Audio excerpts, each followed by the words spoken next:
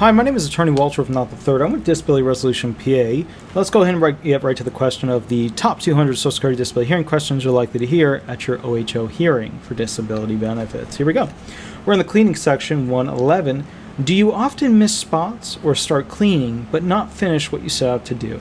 Now, real quick, this is a summary question, a summary of the question you're likely to actually get, but it goes into detail a little bit about what you need to think about when you hear this question. What you'll hear in the hearing is, do you have any difficulty with cleaning the house? And the way you'll actually hear it is, do you have any difficulty with cooking, cleaning, laundry, or paying bills? And your brain's like, oh, so many things. We're breaking it down with a learning question, 111.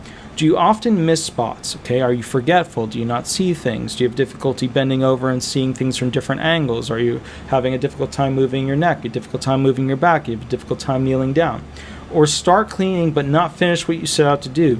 Depression, anxiety. You've got a brain that's going all over the place. You don't know what to do, when to do it. You often turn things on, forget to go ahead and turn them off. You often leave things open, forget to go ahead and close them, stuff like that. All right, that's for your consideration for the cleaning section, 111 out of 200.